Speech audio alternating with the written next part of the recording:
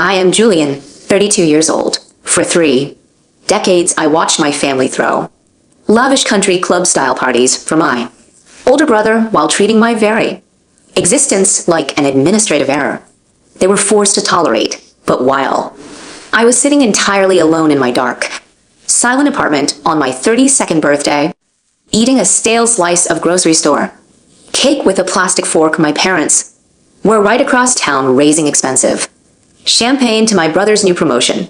They called him the absolute pride of the family legacy. They laughed and celebrated with dozens of extended family members, completely forgetting I even existed on the day I was born. But there is one major thing they did not know. I had just received an $82,000 performance bonus from my corporate firm, and I was about to use it to buy a piece of prime real estate that would shatter their perfect manufactured family illusion forever. And right now, they are the ones desperately blowing up my phone, begging for my attention and demanding answers they are not prepared to hear. Before I tell you exactly what happened and how I finally destroyed the golden child dynamic, hit that like button if you believe in absolute justice, and do not forget to let me know exactly where you are watching from in the comments below. Now let us go back to where it all started. I stood on the expansive cedar deck of my newly purchased 4-bedroom lake house in rural Michigan. The late September wind coming off the water was crisp, carrying the sharp scent of mature pine trees and the intoxicating aroma of absolute freedom. I held a heavy crystal glass of expensive Pinot Noir in my right hand. The glass caught the fading golden hour light, casting a ruby reflection on the weathered wooden railing. For the first time in my entire adult life, my chest did not feel tight with that familiar, suffocating anxiety. I did not feel the desperate clawing need to please people who were biologically incapable of seeing my worth. I set my wine glass down carefully, pulled my phone from the pocket of my jeans, and opened my social media. I scrolled through my camera roll and selected a single carefully framed photo. It was nothing flashy or overly produced. It was just a wide shot of the glittering blue surface of Lake Michigan, the immaculate edge of my new wooden deck, and my feet kicked up casually on a brand new Adirondack chair I had assembled myself that morning. I tapped the screen and typed a simple, devastating caption: weekend at my new lake house. Birthday gift to myself. I hit post. I did not tag my parents. I did not tag my brother Oliver. I did not add any passive-aggressive emojis or long explanations. I just let the image out into the digital wind, turned my phone screen face down on the wood, and watched the sun dip below the horizon. The sky exploded into violent shades of amber, violet, and crushed rose. It took exactly 14 minutes for the grand illusion of my family's indifference to shatter completely. When I finally flipped my phone over to check the time, the screen was a chaotic, blinding waterfall of urgent notifications. 17 missed calls, 32 text messages, and they were still pouring in, vibrating against the wooden railing like a swarm of angry hornets whose nest had just been kicked over. My mother, Eleanor, had called 8 times in a span of 15 minutes. I watched her contact photo flash on the screen again. I did not answer. I just watched it ring out, feeling a dark, profound sense of satisfaction spreading through my veins. When the screen went dark again, I opened the text threads to survey the damage. The very first message was from my father, Arthur. It read in his typical commanding tone: "Where did you get the money for a house? Answer me immediately. Your mother is having a severe panic attack. In the living room, people are calling us."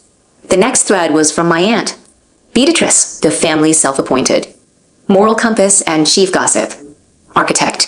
"Julian, this is completely irresponsible and erratic behavior.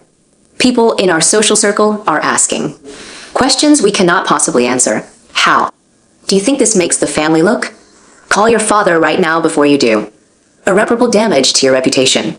Then came a massive block of text from Oliver, my golden child, older brother, the man who had never been told no in his entire 35 years on this earth. What the hell is wrong with you? Mom is crying hysterically. You better not have taken out some shady Heinrich loan just to show off. Dad says you need to sell this property immediately before you embarrass us in front of his golf club friends. Delete that post right now. I leaned back in my chair, looked out at the darkening water, and laughed out loud. It was a deep, resonant sound that startled a bird resting in the nearby pines. For 32 years, I had been practically invisible to these people. I was the permanent backup plan, the afterthought, the reliable son they only ever remembered when they needed someone to handle the heavy lifting, fix a complex technical issue with their home network, or quietly disappear into the background so Oliver could stand in the spotlight. They treated my personal milestones like a funeral, burying them under silence and excuses while treating Oliver's everyday mediocre achievements like a national holiday. They did not care about my financial well-being. They did not care if I was happy or fulfilled. They only cared about their carefully curated public image. They cared about control. Buying this piece of real estate was not just a financial transaction for me. It was a massive, undeniable declaration of independence. It was concrete proof that I could build a life, a highly successful and lucrative one, completely outside of their suffocating shadow. I silenced the phone entirely, switching it to airplane mode, and slipped it back into my pocket. The frantic, desperate buzzing finally stopped. The silence that followed, accompanied only by the sound of the gentle waves hitting my private dock, was the most beautiful music I had ever heard. To truly understand why this specific moment felt like taking a massive, desperate breath of air after drowning for a lifetime, you have to understand the toxic environment I barely survived. You have to understand the decades of quiet humiliation, the relentless financial manipulation, and the exact sequence of events that pushed a loyal, desperate son to finally sever the heavy iron chains of family obligation. I thought the worst part of my life was already behind me. I thought buying the house would be the end of the war. I was so incredibly wrong. It was a bleak Tuesday evening in downtown Chicago. The rain was coming down in relentless, freezing gray sheets, matching the exact bone-deep exhaustion seeping into my muscles. I was officially 32 years old. Today, I had just finished a brutal, mind-numbing 14-hour workday at the marketing and crisis management firm, where I operated as a senior strategy director. It had been a day from hell. One of our biggest corporate clients was facing a massive public relations disaster and a potential multi-million-dollar lawsuit over a leaked internal document. I had spent the entire day in a windowless conference room, skipping lunch, surviving on black coffee and adrenaline, aggressively negotiating with their legal team and drafting a press strategy that ultimately saved their stock price from tanking. The CEO of my firm had personally shaken my hand before I left, his eyes wide with genuine relief. But as I rode the elevator up to my apartment building, listening to the soft, sterile hum of the machinery, the high of the professional victory rapidly faded into a familiar hollow ache. I checked my phone for the 20th time that hour. My screen remained perfectly, stubbornly blank. 0 text messages, 0 missed calls from my family. I unlocked the heavy door to my apartment. It was impeccably decorated, modern, clean, and filled with expensive art. But tonight, it felt like a sterile cavern. On the massive granite kitchen island sat a small, pathetic chocolate cake I had bought for myself at a crowded bakery near the office during a 10-minute break. A single unlit blue candle stood in the center, leaning slightly to the left, mocking me with its sad presence. Happy birthday to me, I whispered to the empty room, the sound of my own voice making me feel even more Pathetic. I tossed my keys on the counter, stripped off my wetsuit jacket, and loosened my tie. I walked over to the oversized leather couch and collapsed. I told myself it did not matter.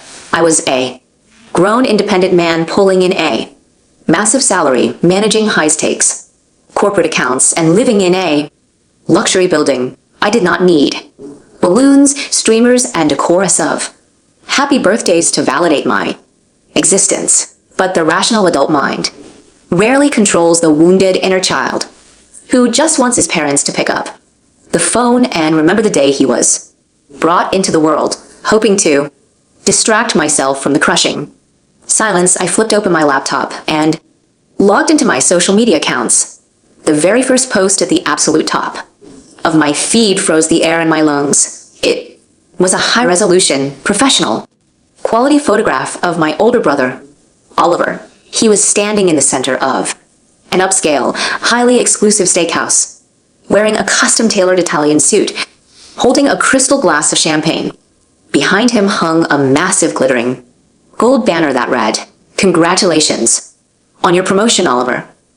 My father had his arm draped proudly, heavily over Oliver's shoulder. His chest was puffed out, his face radiating the kind of intense, glowing paternal pride I had only ever seen in movies and television commercials. My mother stood on Oliver's other side, beaming with pure un filter d'adoration, literally, wiping a tear of joy from her perfectly manicured cheek. The timestamp on the post showed the photos were uploaded exactly 4 hours ago, right in the middle of my birthday. I scrolled down.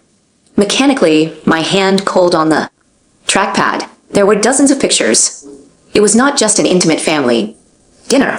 It was a massive orchestrated gathering. Aunts, uncles, cousins I had not seen since before the pandemic. Prominent family friends from the country club.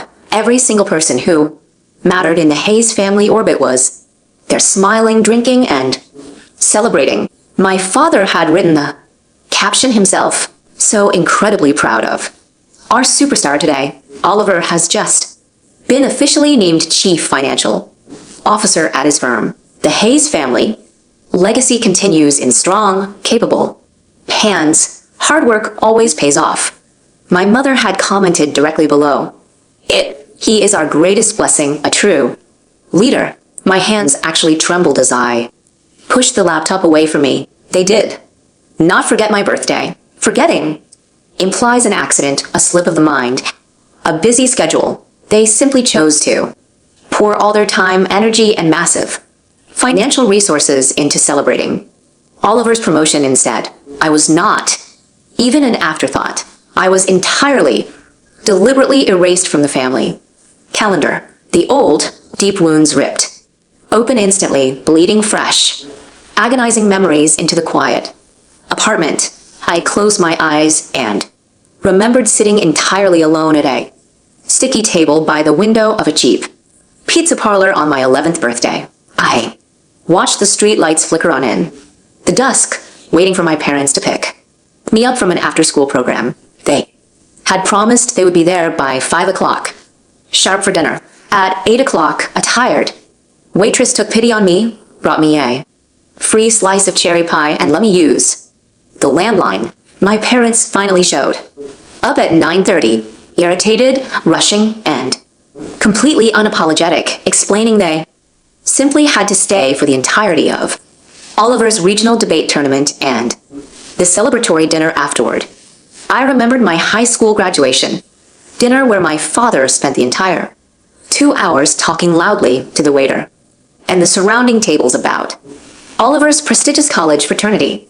I remembered the exact day I got my acceptance letter to a top-tier university, a moment I had worked toward for 4 grueling years. My parents sat me down at the kitchen table and coldly informed me they had drained the remaining college fund to pay for Oliver's extravagant destination wedding to his wife, Sarah. They told me I would need to take out massive student loans and get a job if I wanted to attend. I remembered my own college graduation dinner.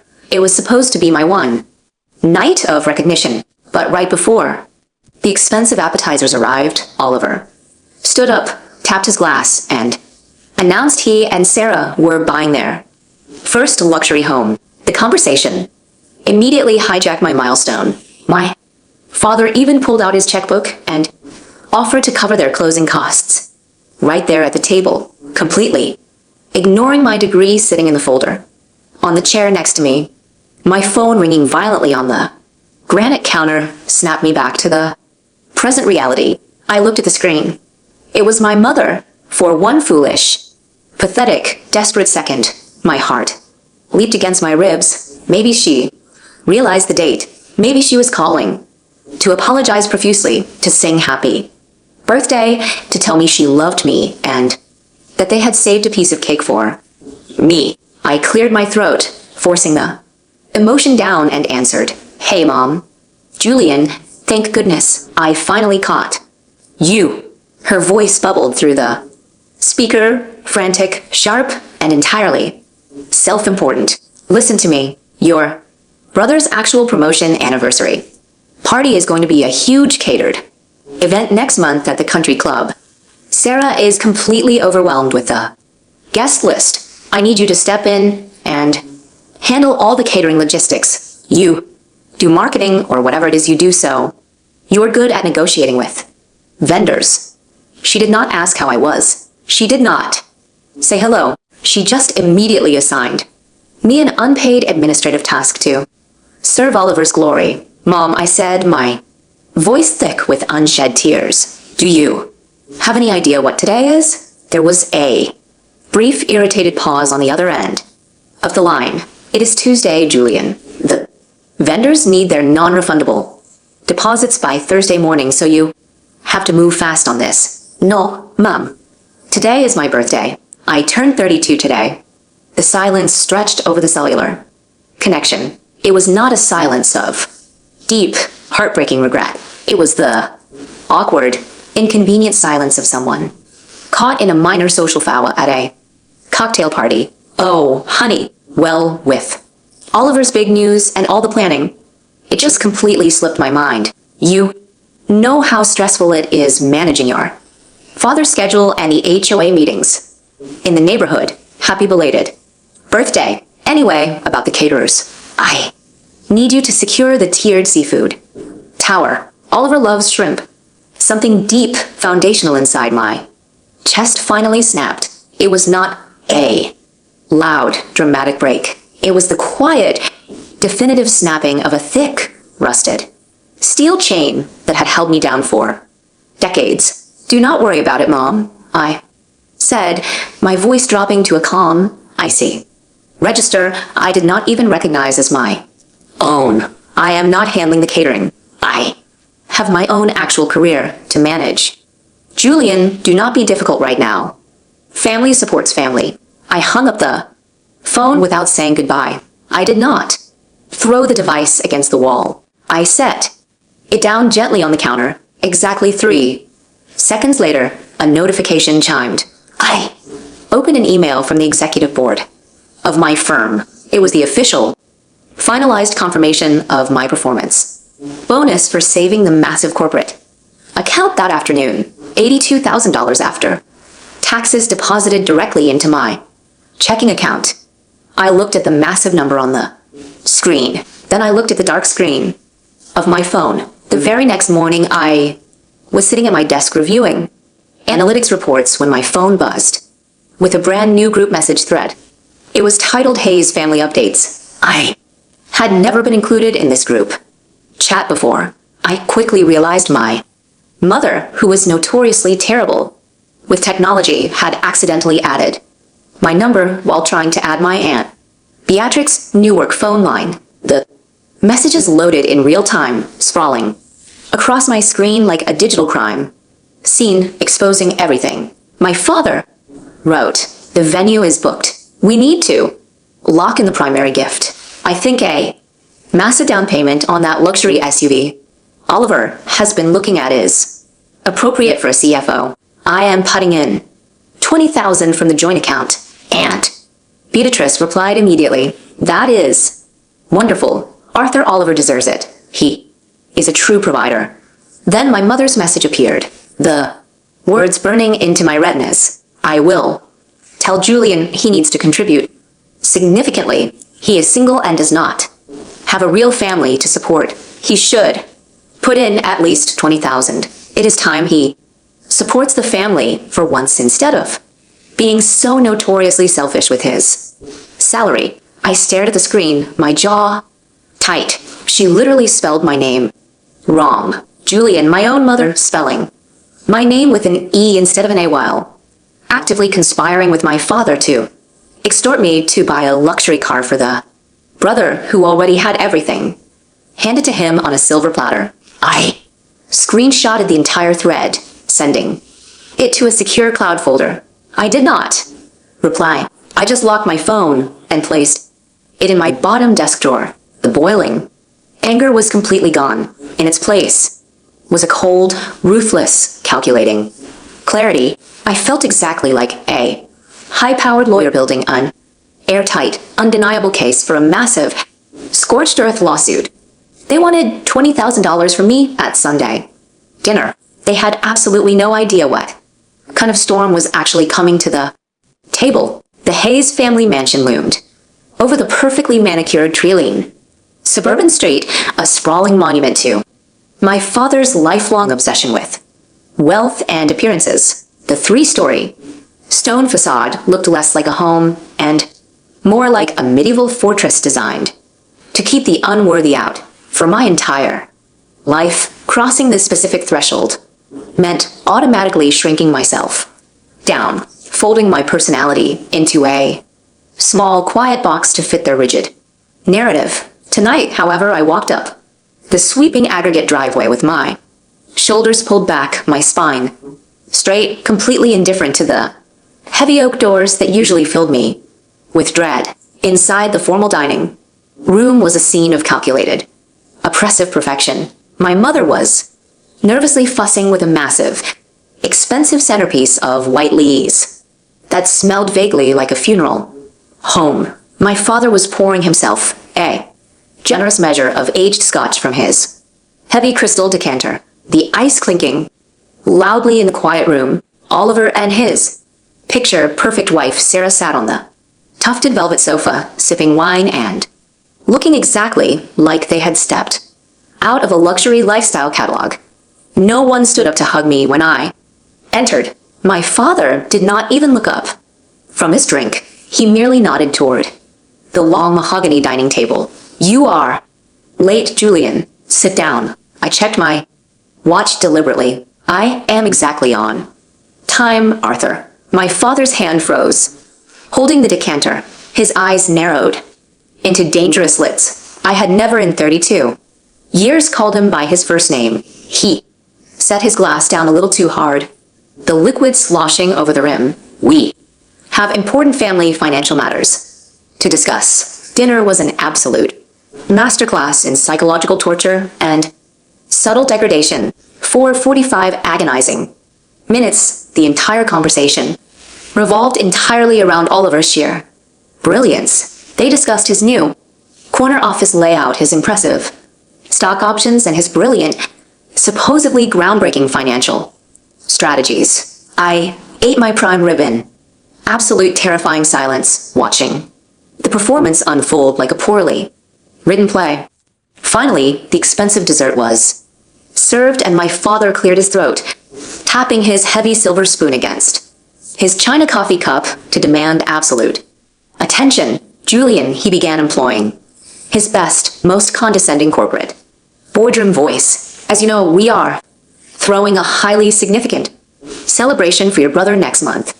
We expect everyone in this family to pull their weight and contribute to his success. You have no mortgage, no children, and practically zero living expenses compared to a family man. We have decided your contribution to Oliver's vehicle gift fund will be $20,000. Have it wired directly to my checking account by Tuesday afternoon.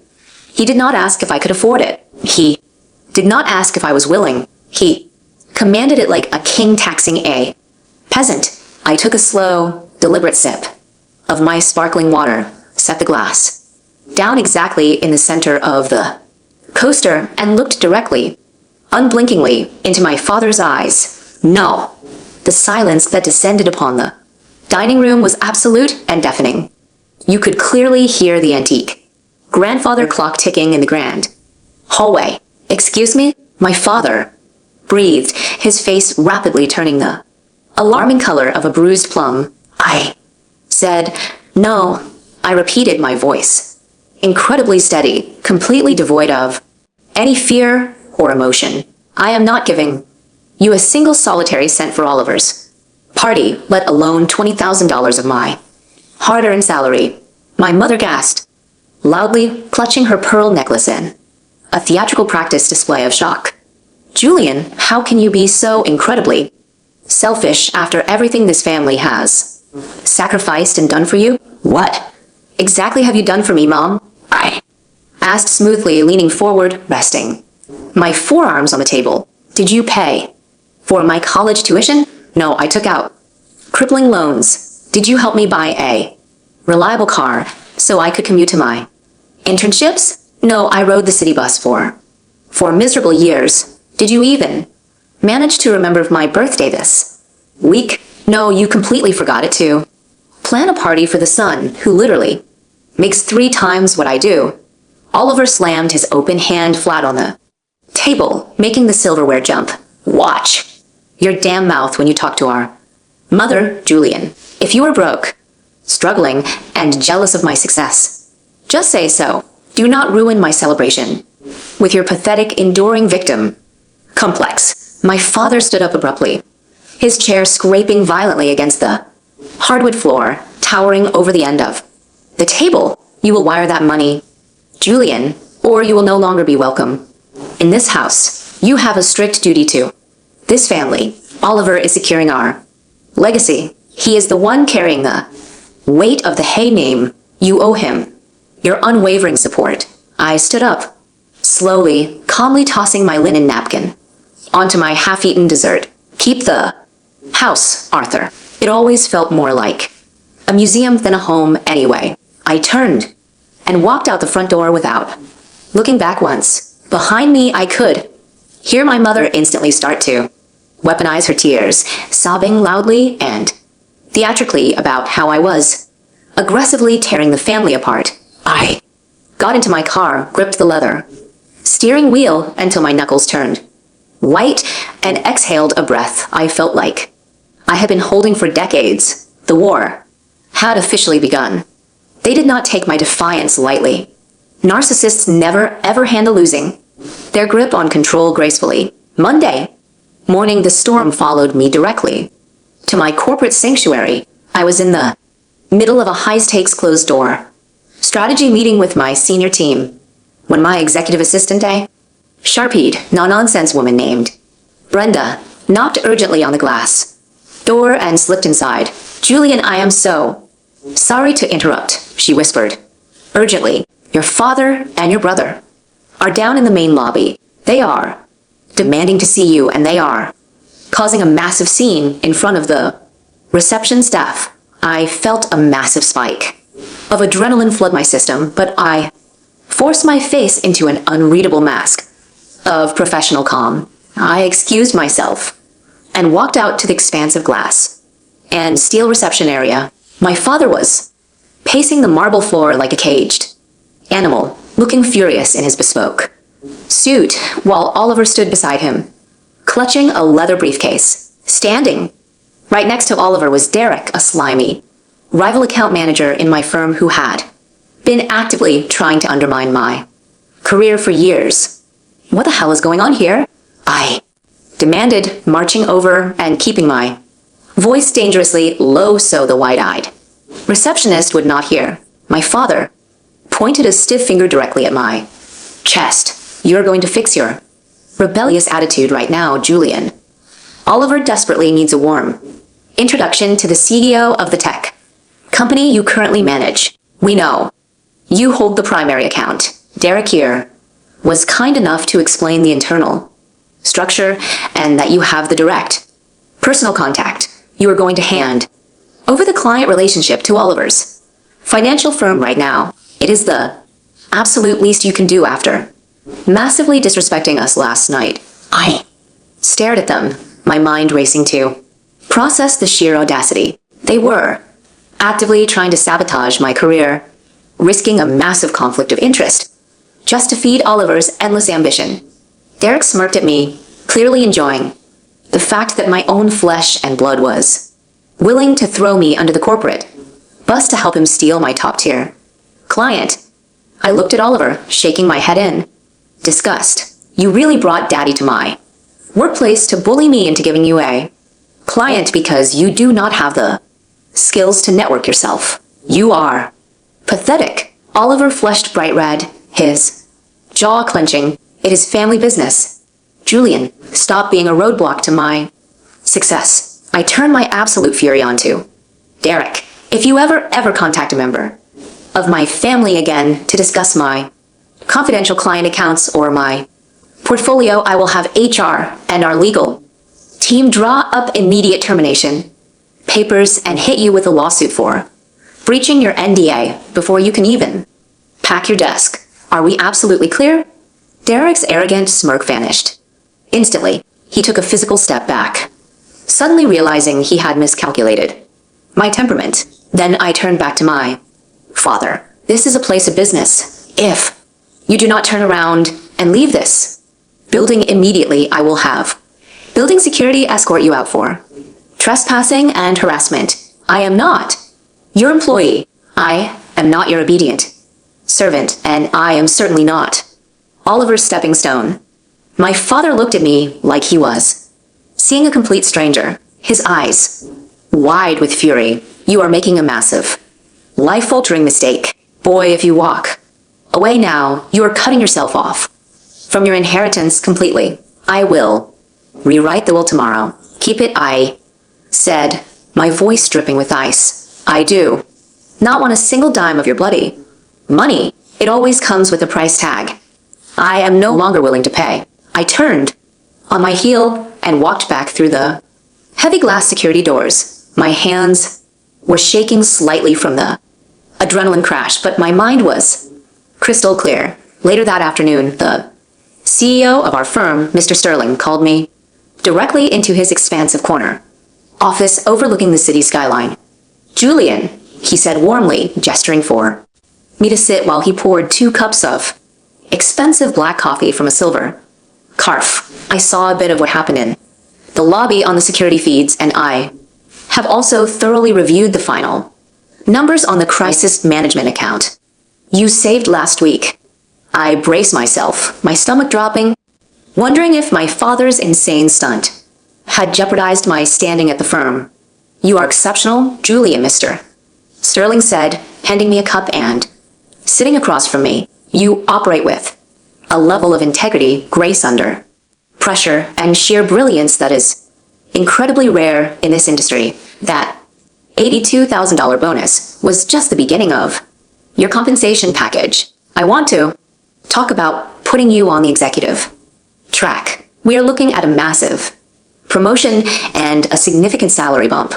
By Q3, I walked out of that corner office feeling 10 foot tall. I had earned this. My family had absolutely zero part in it. That evening, instead of going straight to my empty, quiet apartment, I stopped at the 3rd floor unit of my building. I knocked gently on the door, and Mrs. Gable answered. She was an 84-year-old retired school teacher with soft silver hair, a slight stoop, and the kindest, most perceptive eyes I had ever known. We had a standing tradition of Monday night tea. Right on time, my boy, she smiled warmly, stepping aside to let me in. I have fresh ginger cookies cooling on the rack, sitting at her small checkered kitchen table, surrounded by her collection of vintage teacups. The heavy adrenaline of the day finally wore off. I told her everything. The ignored birthday, the horrific group chat, the extortion at dinner, the ambush at the office. I did not cry, but my voice carried the heavy, exhausting weight of a lifetime of relentless rejection. Mrs. Gable placed a warm, frail, spotted hand over mine. Julian, she said softly, her voice full of ancient wisdom. Some parents only know how to see their own reflection. They look at your brother, and they see the glorious image they desperately want the world to admire. They look at you, and they resent you, because you refuse to be a quiet prop in their play. You cannot force blind people to see the sunset. You have to stop waiting for their applause. You have to start building your own stage. Her words hit me like a physical force, knocking the breath out of me. Start building your own stage. I walked back up to my apartment with a new dangerous and wildly exciting idea forming in my mind.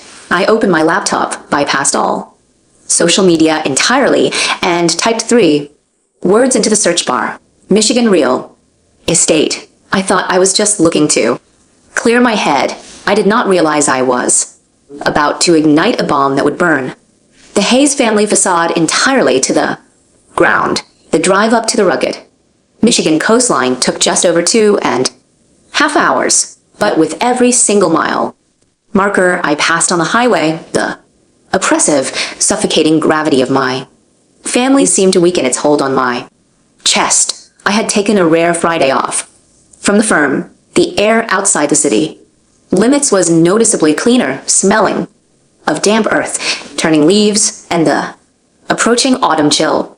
I pulled my car into the long gravel driveway of a property I had found online late Tuesday night during my furious real estate search. It was a stunning, sprawling 4-bedroom house, sitting directly on the prime lakefront.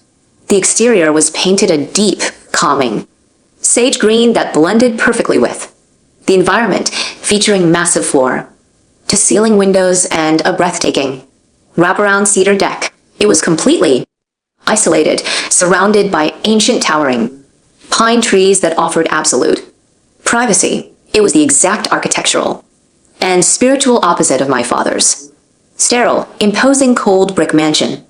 Tom, the local real estate agent, was waiting for me on the front porch. He was a laid-back guy in his mid-50s who did not wear a suit, opting for khakis, and a fleece vest, which I instantly appreciated. "Julian?"